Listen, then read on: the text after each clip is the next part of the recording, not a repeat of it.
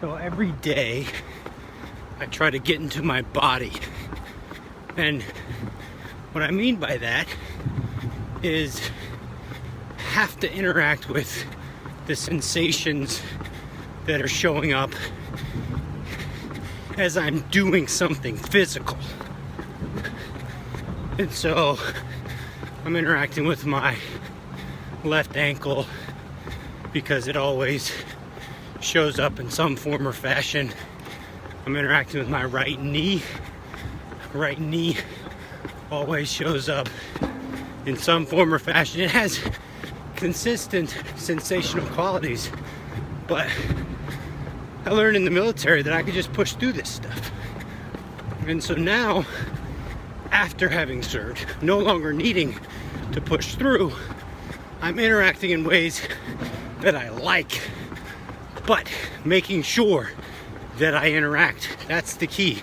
If I don't interact with my body on a regular basis, things get harder to manage.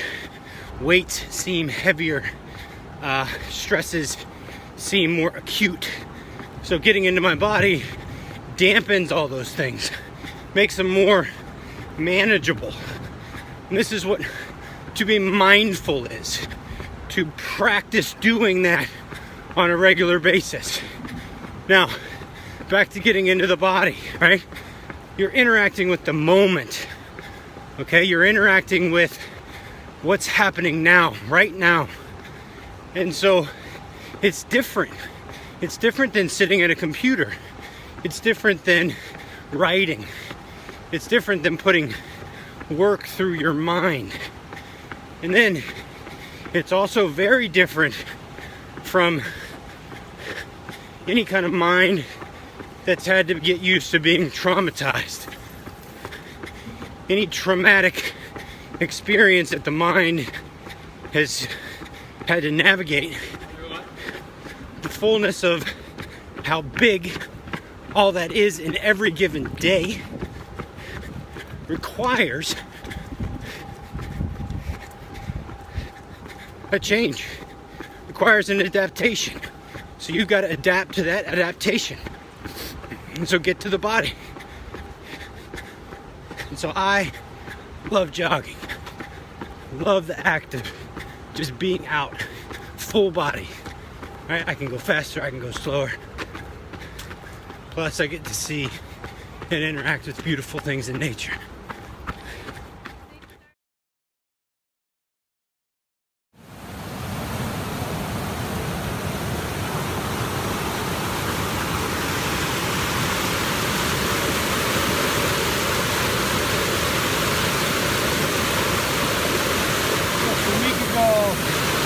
I couldn't be standing here. The waves were too high, the water was too high. There's just no way to get to it.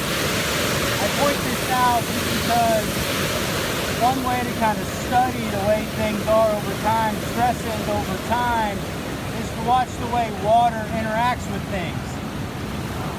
And it's just a lesson I learned from the art of peace. Water breaks things down over time, but the water level is higher and lower. You know, it varies. I think water, stress, water, life, water, a river, how it changes things, how it cuts things through, how water blends with things. Now just kind of shift or transition the notion of water into the concept of stress and the concept of things just kind of overpowering you. And you even do all the things right, you know, but still life is full. Life includes overwhelming environments. You work at getting good at those overwhelming environments. Now take it back to the body. Take it back to the body. You know, instead of seeing the water, instead of seeing the way the waves are crashing over the rocks and the way things are just smashing into each other, imagine getting to the body and getting into your body in intense ways. You know, the jog, the run, the wrestling, the combat training, the CrossFit, the really intense stuff. imagine that stuff. Imagine that as getting into your body, and then as you've imagined that, as you've pictured that, you play with the idea of what that would look like in a sustainable way. What would it look like to run, to move in a sustainable way? And that's what you think of when you're practicing mindfulness, when you're getting into your body. What's a sustainable way to do this? How much intensity is too much? How little intensity is not enough? And you look for that every single time you train.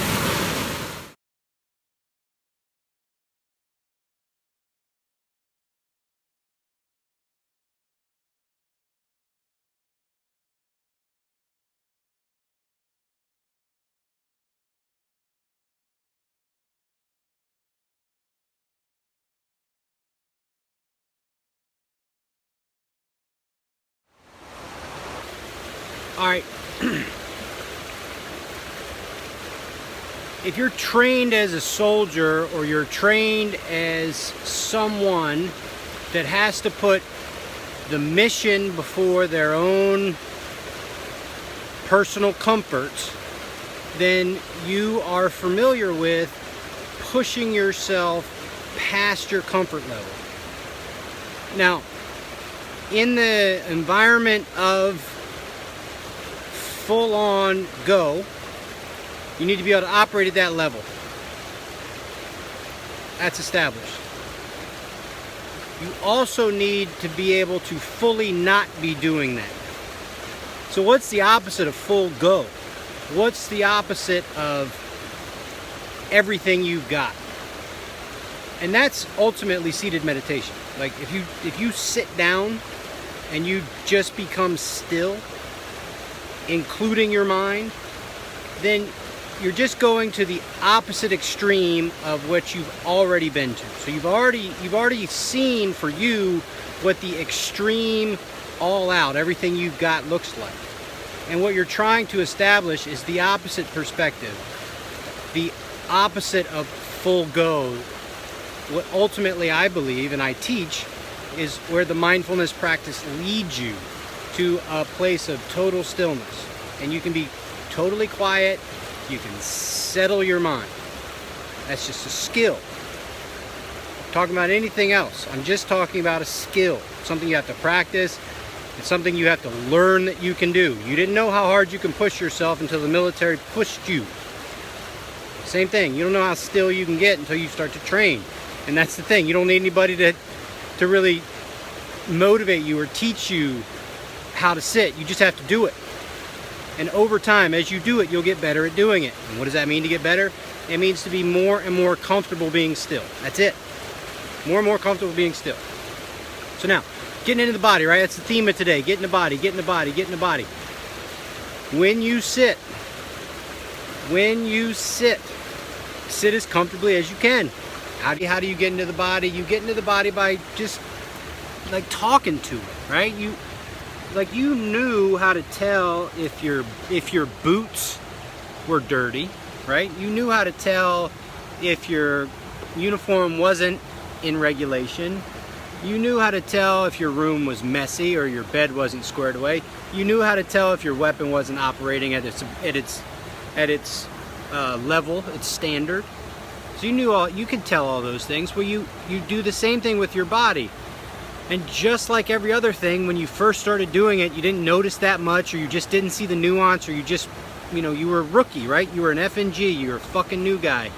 And that's what happens. You don't know what you don't know. It's called experience blindness. You can't know, so you just have to do, right? And why do you do it in the military? Because there's a whole system built off of excellence, right? Why is it so weird, or why is it so less likely that you'll have encountered meditation, or someone will told you how to armor down or become calm, or mental health, or all that other kind of stuff?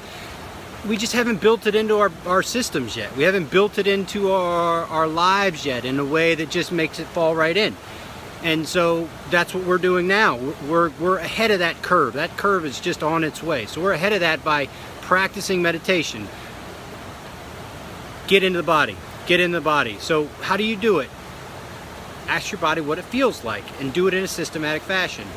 So the first thing you do is what I just did when I took my jacket off. What's the first sensation? What's the sensation that has the most resonance right now in this moment? And that was heat, so I took my jacket off. Then I used my jacket to sit. And so instead of sitting on a rock, I'm sitting on a jacket. Now I feel my temperature around me is comfortable. The sound of the water is comfortable. My external world is comfortable for me.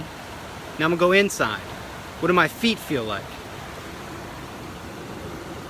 What do the edges of my heels feel like? Is it comfortable? Then it's the pelvis region, okay? It's here. It's this region here. Is it in a comfortable position? Does it feel good? Can you make it feel better? Then it's the core, this area here around the belly.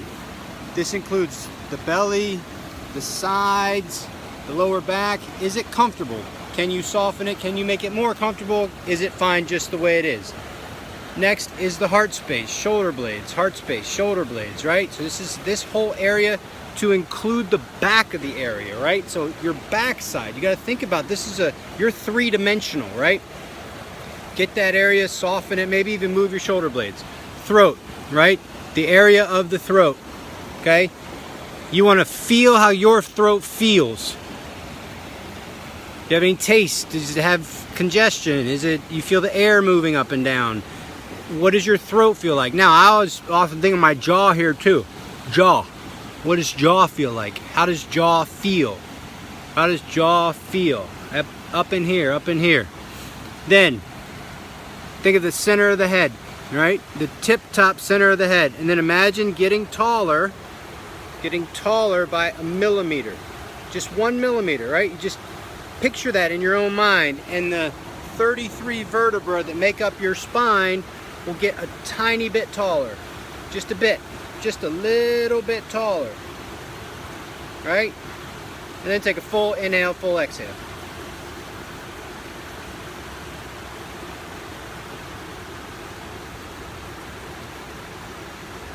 Now, if you got time, try to get in 10 consecutive breaths without being distracted in any way is a feat.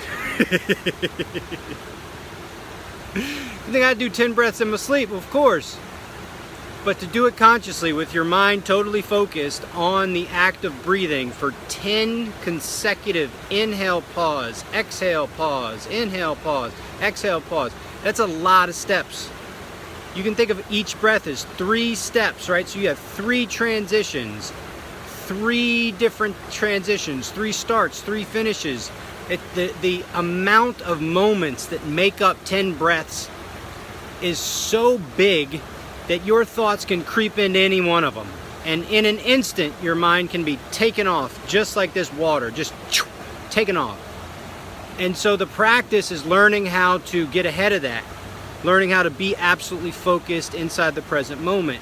And the more you practice doing it, the better you get at doing it. It's the exact same thing on the opposite edge of the spectrum of full go. I remember when I finished my first PT test. The first PT test I took, I failed. The second PT test I took, I just really busted my butt. I mean, I gave it everything I had, and I finished with like, I think it was 5-6 seconds to spare, right? And so I crossed the finish line. I saw that I had passed. I threw my arms up in the air, stepped on a board wrong, and twisted my left ankle. So I passed. I'm limping. I walk over to the drill sergeant looking for encouragement, and the drill sergeant gives me no encouragement, no sympathy for my busted ankle, and then says, if you had energy to get across the finish line and then twist your ankle, then you weren't trying hard enough. You should be puking crossing that finish line. And I just remember being like, oh my God. and so anyway, what's the opposite of that, right? The opposite of that is you being absolutely comfortable, absolutely still in an environment of your choosing in a situation that you feel completely secure in, and not just you yourself, but everyone around you. Nobody needs you. None of your shit is past due. You're in a space that you've carved out for yourself by your virtue and your best efforts. And you're in this space to become absolutely still. Maybe it's just for a moment. And maybe if you play your cards right and you take good care of the person that you are and the people around you, you'll find longer moments. Moments where you can really just settle in, become absolutely still, and be with what shows up. Be with what shows up. You do not know what's going to show up in your stillness, but I'm telling you it's going to be something that's going to cause something in you to move. I'm not speaking out of my ass here. We honor every service member who's died since 9/11 by name every Memorial Day, and we've been doing it for 6 years in a row. And when you become absolutely still and absolutely focused and absolutely present and fully dialed in, and it's you'll know it, right? You'll know it because you'll feel the way it impacts you. And I'm just telling you that from what I see and what I feel when it happens to me. It's just a special thing when you connect fully, without a whole bunch going on in your head, without anything going on in your head, to be completely and absolutely focused, connected in the moment around something that's meaningful to you. It's magical. At Mindful Memorial Day, we call it ribbon magic, and it's the moments that you just can't explain, the random occurrence that comes together in a way that you just can't go, oh, that's just random. You know, you got to be like, that was something. And so I'm just explaining the why. Talked a little bit about the how. Okay, so how you do it. So the first thing you do to get into the body. Notice what's going on in your direct surroundings. What's happening around you. What do you see? What do you hear? What do you smell? What direction the breeze is coming from. The patterns of sound around you.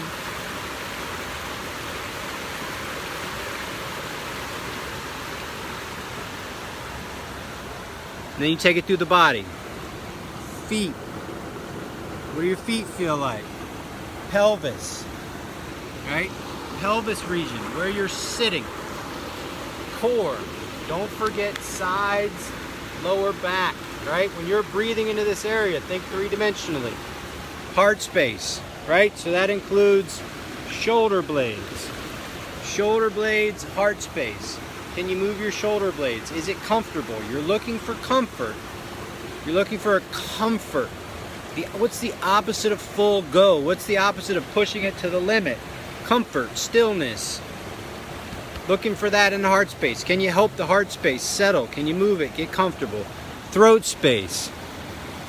If you need to feel something, try swallowing. Swallow. Notice that feeling. Notice the wetness. How about jaw? Top of the head. Can you get taller by a millimeter?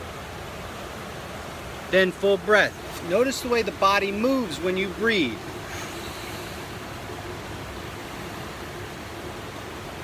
If you can dial into that, even for just a moment, you're getting better at the practice. You're getting better at being able to be fully focused in a still moment. It takes skill. You're thinking, you may be thinking, you know, that's the opposite of full on go. I only know how to go full on, da da da da da da da da da, but that's not accurate. If you're a trained warrior, especially if you trained in the military, then you know firearms. And if you know firearms and you've shot firearms and you've had to qualify with firearms, then you know how important it is to be totally still, totally focused, and totally calm.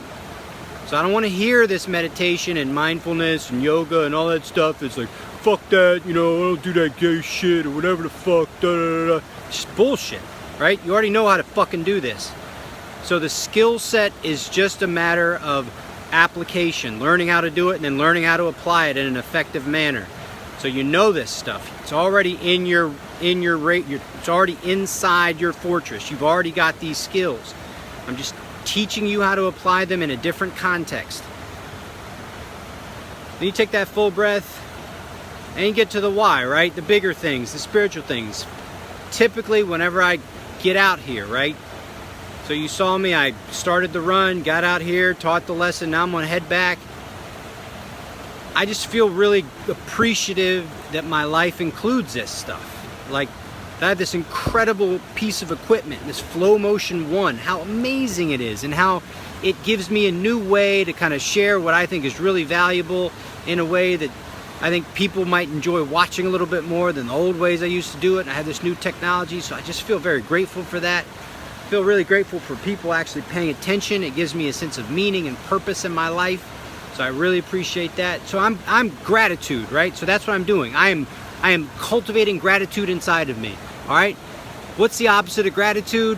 Fucking bitterness, anger, rage, victimhood, all that stuff, right? It's another style of thinking, right? And so instead of that, having that be a part of your day on a regular basis, you have gratitude being a part of your day on a regular basis.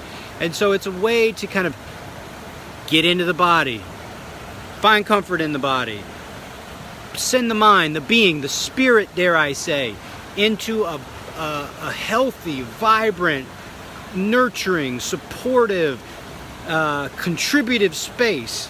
It's just maybe for a moment, but that counts. Goddamn right it counts. Counts big time. So it matters. All right, so the stuff that you're doing matters. Your participation matters. You fucking matter. Okay. It's beautiful. It's beautiful.